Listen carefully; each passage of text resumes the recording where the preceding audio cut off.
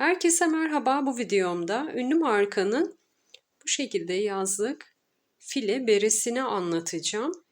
Süslemesinde düğme detaylar vardı. Ben orijinaline sadık kalarak yine aynı tarzda düğmeler kullandım fakat siz farklı süslemelerde kullanabilirsiniz. Markada berenin rengi griydi ama ben sevdiğim renklerden birini tercih ettim. Siz de dilediğiniz renklerle, dilediğiniz iplerle çalışabilirsiniz. Benim ipim hafif simli bir ip. Koton simli ip olarak geçiyor. Şöyle ipimi de yakından göstereyim. İpimin kalınlığı da bakın. İnce bir ip, öyle kalın bir ip değil. İçinde dediğim gibi hafif simler var. Siz dilediğiniz iplerle çalışabilirsiniz. Daha önceki çalışmalarınızdan arta kalan ipleriniz varsa onları değerlendirmek için de bu şekilde güzel bir yazlık bere hazırlayabilirsiniz kendinize. İpim 100 gramdı. 100 gram 260 metre uzunluğundaydı. Fakat ben 50 gram bile kullanmadım aslında ama siz yine de ne olur ne olmaz diyerek bir 50 gramlık ip ayırırsanız çok daha sağlıklı olacaktır. Yarısını bile kullanmadım ipimin henüz. Sizleri daha fazla bekletmeden hemen anlatıma geçmek istiyorum ama öncesinde bir hatırlatma yapmak istiyorum. Lütfen videolarımı kanalıma abone olarak izleyin, beğeni yaparak ve yorum yaparak da beni desteklerseniz çok sevinirim. Yazın şapka ya da bandana kullanmayı seviyorsanız kanalımda farklı videolarım var. Onlara da göz atabilirsiniz. Anlatımdan faydalanarak yapmış olduğunuz çalışmaları da Instagram üzerinden bana gönderirseniz sizleri etiketleyerek paylaşmak isterim. Böylece güzel bir etkileşimde bulunmuş oluruz. Sonraki videolarımdan da hemen haberdar olmak için kanalımdaki bildirim zilini de açmayı unutmayın. Şimdi beremizin yapımına geçelim. Beremin yapımına ölçülerini paylaşarak başlamak istiyorum. 25 santim genişliği var. Şu kısımdan yüksekliği de 18 santim. Ölçülerini ne şekilde ayarlayacağınızı videomda detaylı bir şekilde anlattım. Şimdi hemen yapımına geçelim. Beremi örmeye sihirli halka ile başlıyorum. Sihirli halkamı nasıl yapıyorum? Açık uçlu ipimi örmeye devam edeceğim ipin altına bu şekilde getiriyorum bakın. Küçük bir halka oluşturuyorum. Sonra tığımı halkamın içinden geçiriyorum. Örmeye devam edeceğim ipi aradan çekiyorum. Sonrasında 5 adet zincir çekiyorum.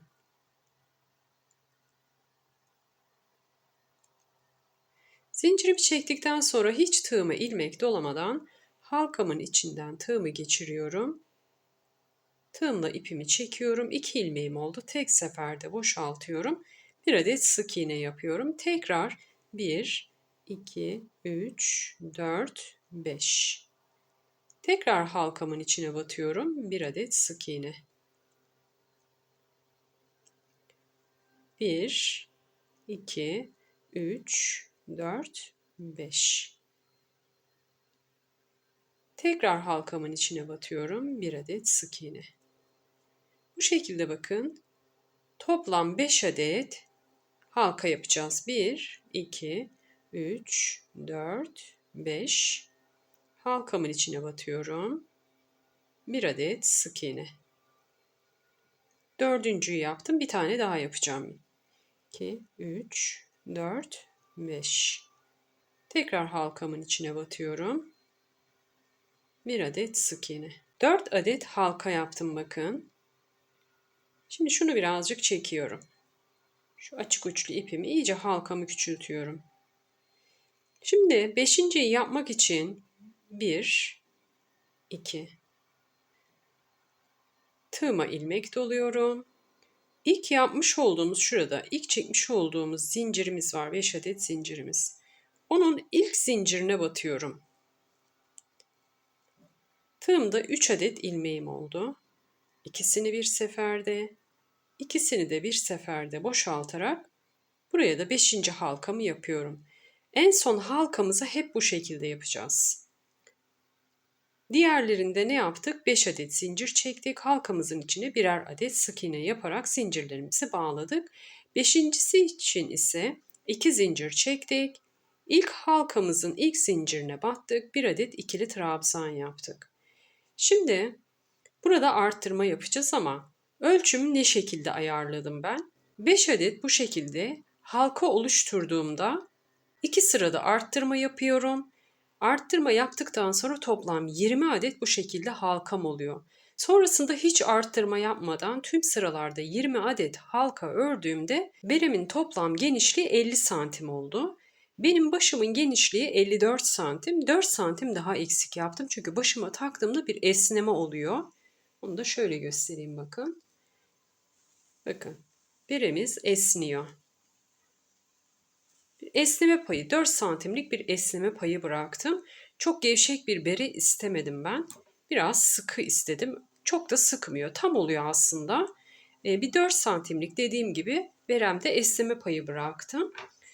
Şimdi daha fazla arttırmak isterseniz başınızın çevresi daha geniş olabilir. Her bir 5 zincirlik halkanın genişliği 2,5 santim. 2,5'u 20 ile çarptığımda zaten 50 yapıyor.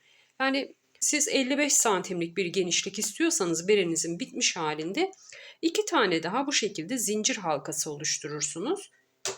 Şimdi arttırmamızı nasıl yapacağız onu göstereceğim. Son çiçeğimizi de yaptık. Burada 1, 2, 3, 4, 5. 5 adet zincir çektim. Bir sonraki yani ilk yapmış olduğumuz halkaya geçiyorum. Halkamın içinden battım. Bir tane sık iğne. 1, 2, 3, 4, 5. İkinci sıramda arttırma yapacağım. Aynı halkanın içinden tekrar tığımı geçiriyorum. Batıyorum. 2 ilmeği tek seferde boşaltıyorum. Bir tane daha halka yapıyorum. Burada halkalarımızı 10'a çıkaracağız. 1, 2, 3, 4, 5. Bir sonrakine geçiyorum.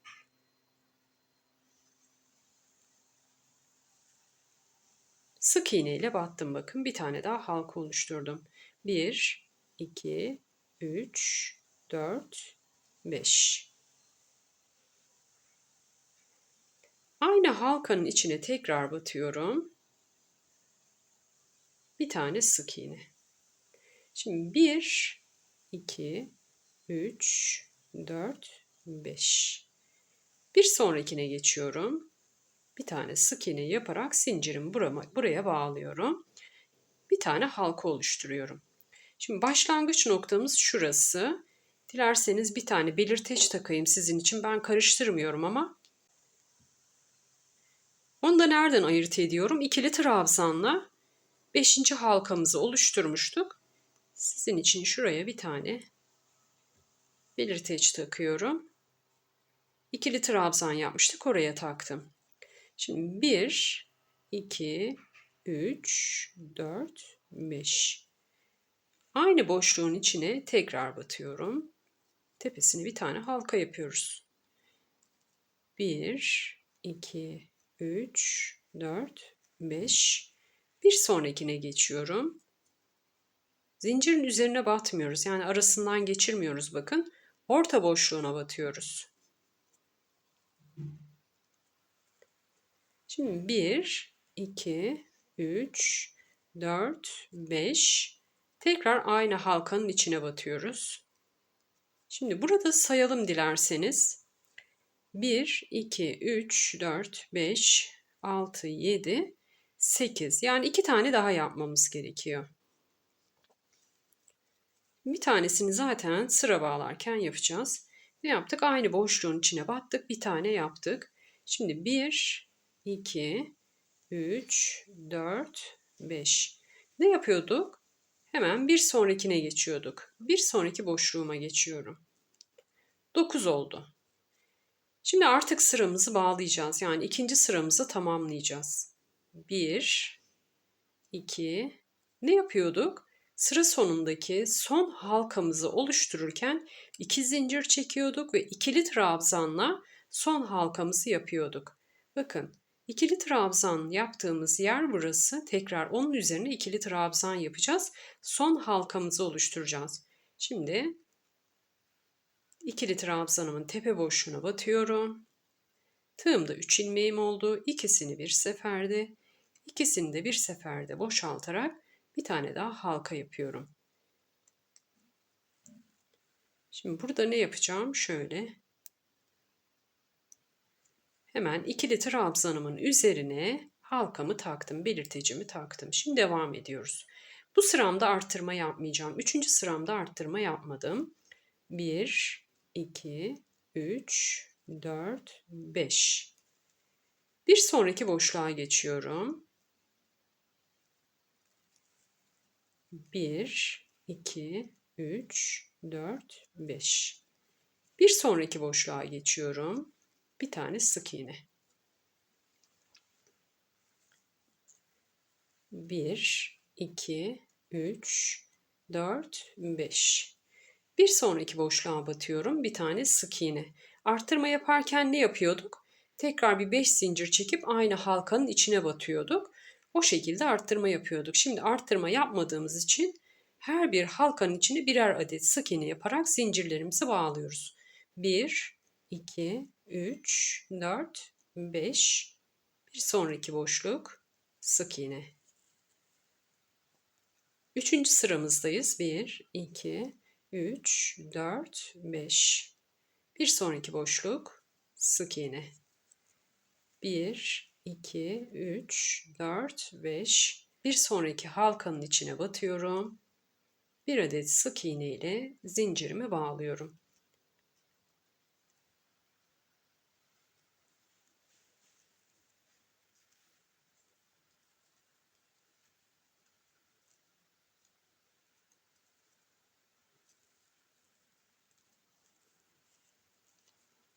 Bakın hep zincir çekip bir sonrakine batıyorum.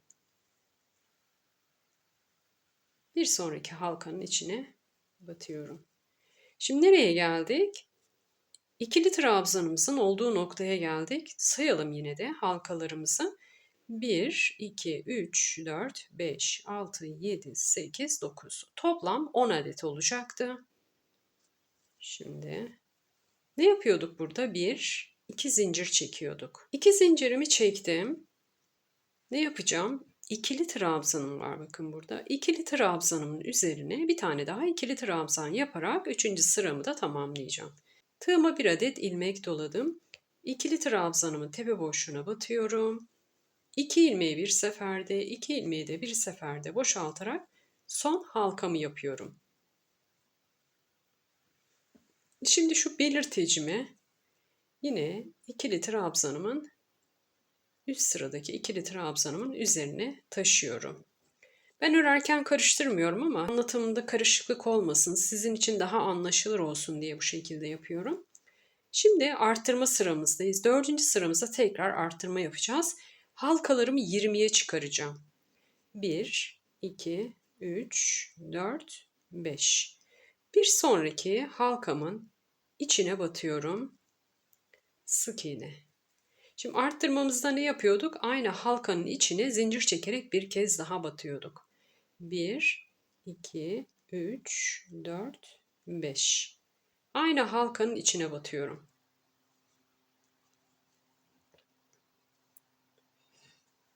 Şimdi 1, 2, 3, 4, 5. Bir sonraki halkanın içine batıyorum. Sık iğne. Şimdi yine arttırma. 1, 2, 3, 4, 5. Aynı halkanın içine batıyorum. Her bir halkanın içine 2 kez batarak arttırmalarımızı yapıyoruz. 1, 2, 3, 4, 5. Bir sonrakine geçiyorum. Sık iğne.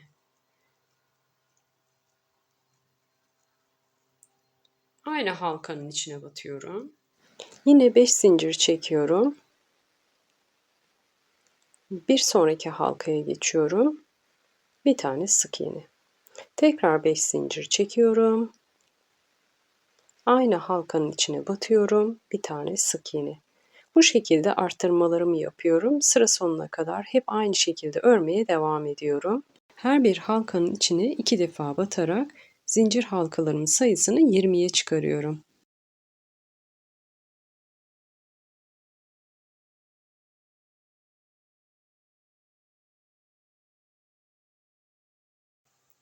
Son halkamızın olduğu yere geldik. Şimdi sayalım dilerseniz.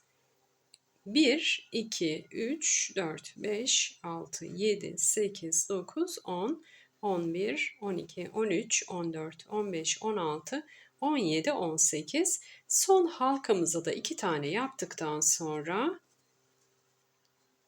20'ye tamamlamış oluyoruz. 1, 2, 3, 4, 5. Son halkama geçiyorum. Son halkamız nedir? Burada ikili trabzan yaparak oluşturduğumuz halkamız. Orta boşluğuna battım. Sık iğne ile çekmiş olduğum zinciri bağladım.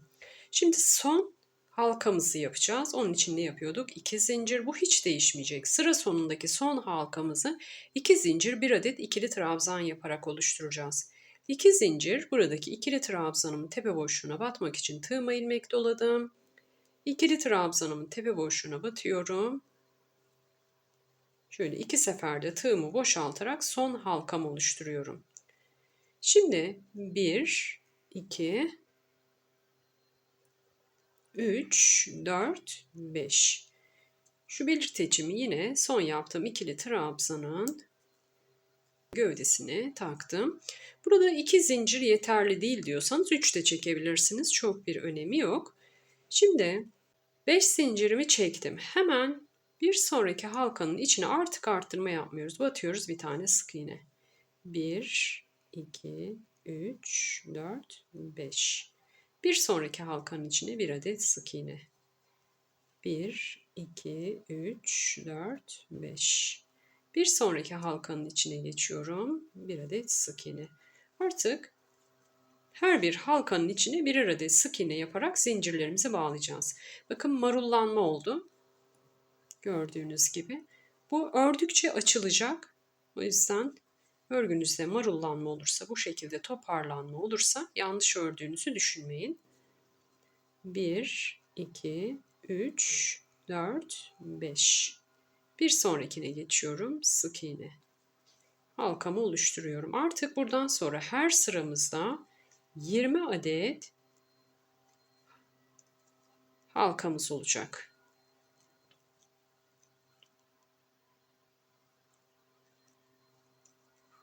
Sıra sonuna kadar her bir halkanın içine bir adet sık iğne ile zincirimi bağlıyorum. Bakın her bir halkanın içine bir adet sık iğne yapıyorum. Zincirimi bağlıyorum. Batıyorum. Sık iğne. Zincirimi bağladım. Halkamı oluşturdum. Sık iğnemi yapıyorum halkamın içine. Zincirimi bağlıyorum.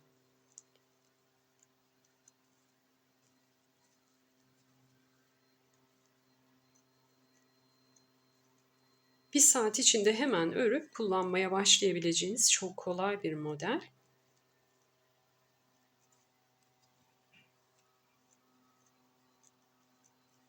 Bu şekilde toplam 21 sıra ördüm başlangıç noktasından itibaren.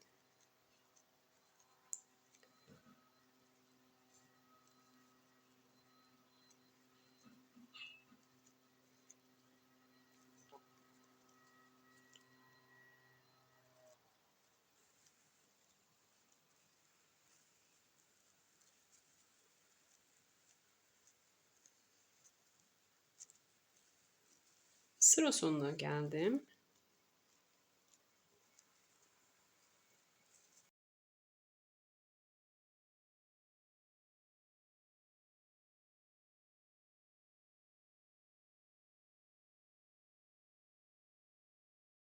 Bakın sıramı bağlayacağım. Son halkamı yapacağım yine. İkili trabzanın olduğu yerdeyim. Bir önceki halkanın içine sık iğnemi yaptım. Yine 2 zincir. Hemen ikili trabzanın tepe boşluğuna batmak için tığıma ilmek doluyorum. İkili trabzanımın tepe boşluğuna batıyorum. Bir adet ikili trabzan yaparak son halkamı oluşturuyorum. Dilerseniz sayalım. 2, 4, 6, 8, 10, 12, 14, 16, 18, 20. Her sırada artık 20 tane halkamız olacak. Buradan sonra aynı bir sıra daha anlatayım başlangıçta. 1, 2, 3, 4, 5. Artık her bir halkaya bu şekilde sık iğneler yaparak zincirimizi bağlıyoruz. Başka da hiçbir detay yok. 5 zincir. Zincir sayımızda da hiçbir artış olmayacak. Hep 5 zincir. Bazı modellerde genişletmeyi zincir sayısını artırarak yaptıklarını gördüm ama bu model öyle değil.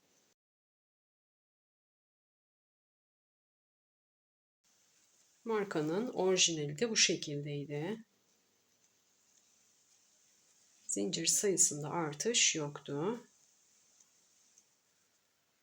Bakın zincirlerimi çekiyorum. 1, 2, 3, 4, 5. Halkamın içine batıyorum. Sık iğnemi yapıyorum. Sıramı da tamamlayayım. Artık göstermeyeceğim.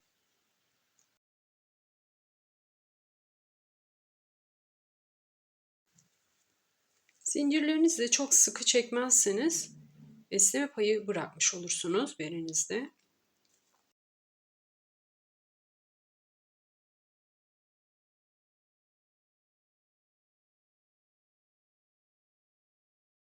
Sıra sonuna geldim bakın. Yine ikili trabzanın olduğu yerdeyim. Burası benim son halkam. Son halkamı oluşturmak için 2 zincir. Tığıma ilmek doluyorum. İkili trabzanımı tepe boşluğuna batıyorum. Bir adet ikili trabzanla son halkamı oluşturuyorum. Şöyle göstereyim bakın. Her sırada 20 adet halka oluşturuyoruz. 5 zincir çekiyoruz. Hiçbir şekilde artık değişmiyor. Bitmiş hali bu şekilde. Sonrasında zaten ördükçe bu hali alacak. Şöyle arkasını da göstereyim bakın.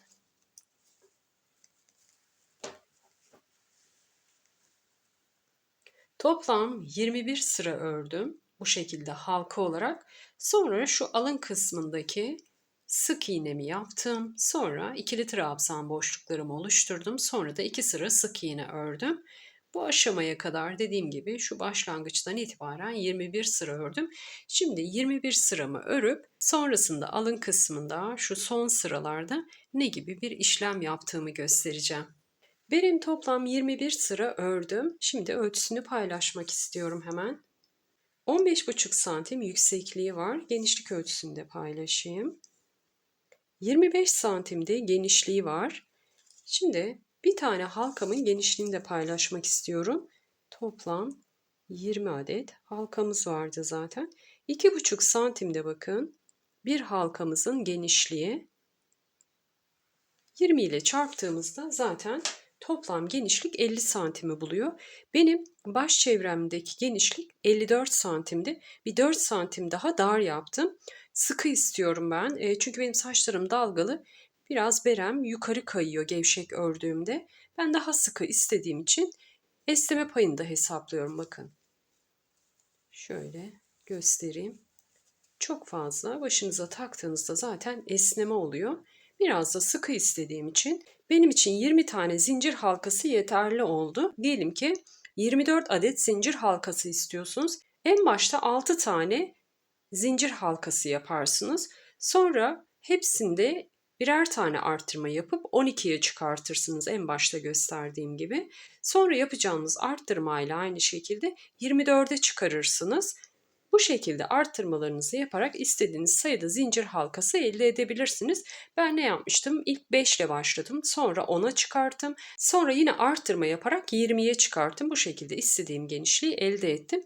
Dediğim gibi alın kısmına geldiğimizde her bir zincir halkasının genişliği 2,5 santim oluyor. Benimle aynı kalınlıkta iple çalıştığınızda tabii ki. Burada tabii ki önemli olan faktörler nelerdir?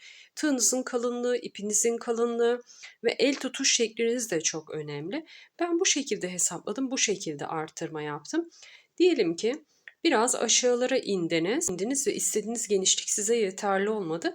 Aralarda şöyle en başta gösterdiğim artırma şekliyle yani bir tane halkanın üzerine bir tane daha fazladan yaparsınız. Belli aralıklarla yine arttırma yapabilirsiniz gösterdiğim şekilde. Ben bu şekilde hesaplıyorum ve bu şekilde yapıyorum. Bu haliyle benim başıma takıp ölçüsünü göstermek istiyorum. Birim bitiş noktası ile kaşım arasındaki boşluk bir parmak, yani yaklaşık 2 santim oldu. Şimdi alın kısmına başlayalım. Alın kısmını örmek için bir adet zincir çekiyorum. Burada en son bir adet ikili trabzan yapmıştım. Hemen o boşluğun içine batıyorum. Bir tane sık iğne. Yine aynı boşluğun içine batıyorum ikili trabzanın üzerine doğru. Bir tane daha sık iğne. Şimdi bir sonraki boşluğun içine geçiyorum. Bir tane sık iğne. Yine aynı boşluğun içine batıyorum. Bir tane sık iğne. Buraya toplam 5 adet sık iğne yapıyorum. 4 ve 5. 5 zincirimiz vardı arada. O yüzden 5 adet sık iğne yaptım. Şimdi diğer boşluğa geçiyorum. 1 2 3 4 ve 5. Her boşluğun içine 5 adet sık iğne yapacağız bu sıramızda. Zincirlerin içlerine batmıyorum. Boşluktan tığımı geçiriyorum. İpimi aradan çekiyorum. 2 ilmeği tek seferde boşaltıyorum. Bakın boşluktan geçtim. Tığımla ilmeğimi çektim. Sık iğnemi yaptım. Bu şekilde sıra sonuna kadar geliyorum.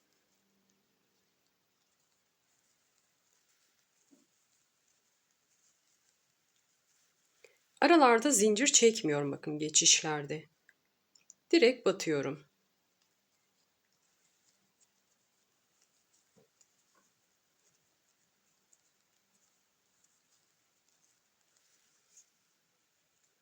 Sıramı sık iğnelerimle tamamlıyorum. Başladığım noktaya geldim. İlk başta ne yapmıştık? 2 adet sık iğne yapmıştık. Toplam 5 adet yapıyorduk. Şimdi 3 tane daha yapacağız. 1 2 ve 3.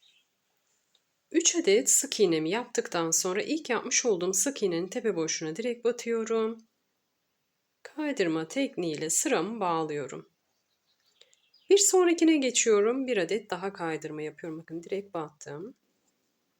Bir sonraki sık iğnenin tepe boşluğuna geçiyorum. Kaydırma tekniğiyle ilerliyorum. Şimdi burada 1, 2, 3 tane zincir çekiyorum. Bu benim ilk trabzanım oluyor. Sonra tığıma ilmek doluyorum. Bir sonraki boşluğa batıyorum. İkişer ikişer ilmeklerimi boşaltarak bir adet ikili trabzan yapıyorum. Toplam 2 adet ikili trabzan yapmış oldum. Şimdi bakın diğer boşluğa geçmiş olduk tabii ki ikili trabzanlarımızı yaparken. 1, 2, 3. 3 tane boşluğa atlayacağız. Onun için 1, 2, 3 zincir çekiyoruz. 1, 2, 3, dördüncüye batıyorum. Dördüncü battığım nokta diğer boşluğumun ilk sık iğnesi oluyor. Tığıma bir adet ilmek doluyorum. Yanındaki sık iğneye batıyorum. Bir adet daha ikili trabzan. 1, 2, 3. Tığıma ilmek doluyorum. 1, 2, 3. Dördüncü boşluğa batıyorum.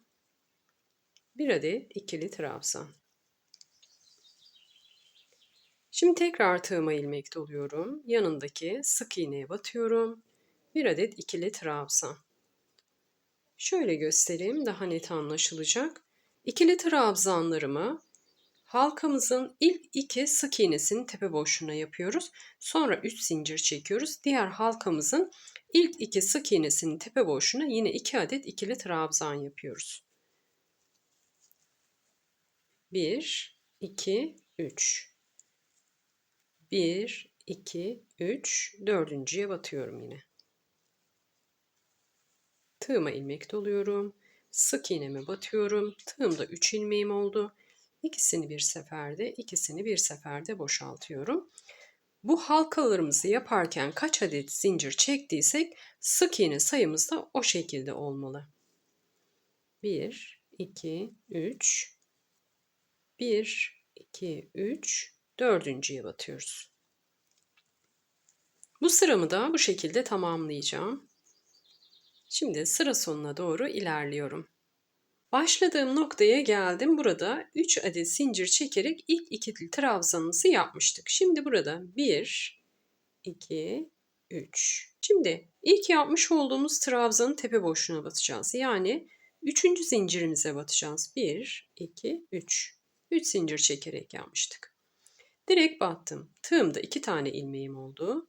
Şöyle kaydırma tekniğiyle sıramı bağlıyorum. Bir zincir çekiyorum. Hemen aynı noktaya tekrar batıyorum.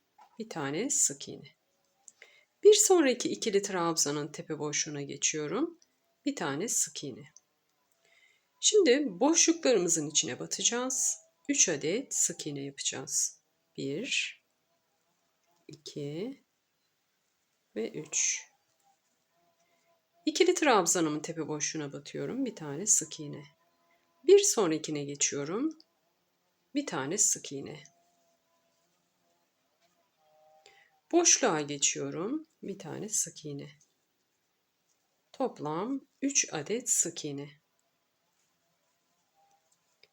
İkili trabzanların tepe boşluklarına birer adet, 3 zincirlik boşlukları ise 3 adet. Burada kaç adet zincir çektiyseniz o kadar sık iğne yapmalısınız. Şimdi bu sıramı da bu şekilde tamamlıyorum. Sık iğnelerimde başladığım noktaya geldim. Hemen ilk sık iğnenin tepe boşluğuna batıyorum. Kaydırma tekniğiyle sıramı bağlıyorum. Bir zincir çekiyorum. Aynı noktaya tekrar batarak bir adet sık iğne yapıyorum. Bir sonraki sık iğnenin tepe boşluğuna bir tane, bir sonrakine bir tane. Bu şekilde her bir sık iğnenin tepe boşluğuna birer adet sık iğne yaparak sıra sonuna kadar ilerliyorum. İkinci sıramızda bu şekilde tamamlayacağız. Her bir sık iğnenin tepe boşluğuna birer adet sık iğne yapacağız. Bu bizim artık son sıramız beremizdeki. Şimdi sıramı tamamlayıp geliyorum. Beremin son sırasında tamamladım.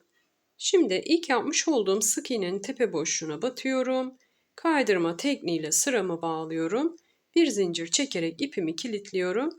Bir miktar ip bırakarak ipimi kesiyorum. Şimdi düğmemizi dikme aşamasına geçeceğiz. Düğmelerimi en başta göstermiştim zaten.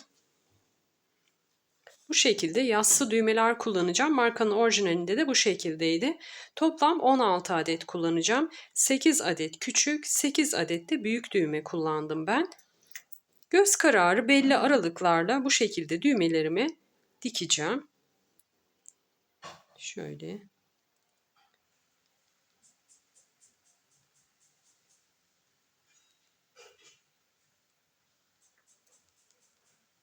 Sıklığını istediğiniz gibi ayarlayabilirsiniz. Sade haliyle de kullanabilirsiniz. 8 tane bu tarafa, 8 tane de diğer tarafa dikeceğim. Dediğim gibi istediğiniz sayıda düğme kullanabilirsiniz. Farklı süslemeler de yapabilirsiniz. Markanın orijinalinde bu şekilde olduğu için ben de yine benzer düğmeler seçmek istedim. Şimdi dikişimi nasıl yapıyorum onu göstermek istiyorum. Son sıramı tamamladıktan sonra bir miktar ip bırakmıştım. Bu şekilde şöyle aradan çıkarıyorum ipimi. Şimdi hemen ilk düğmemizin dikişini yapacağız.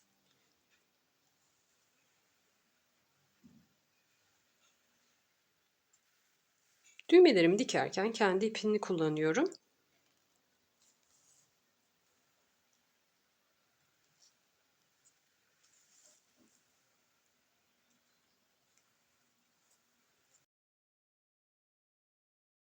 Bakın bu şekilde düğmelerimi dikiyorum.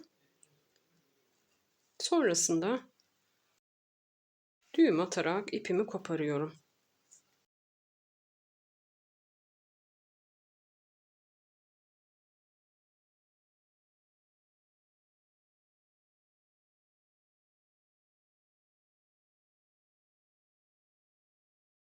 Şimdi bir adet küçük düğme dikeceğim.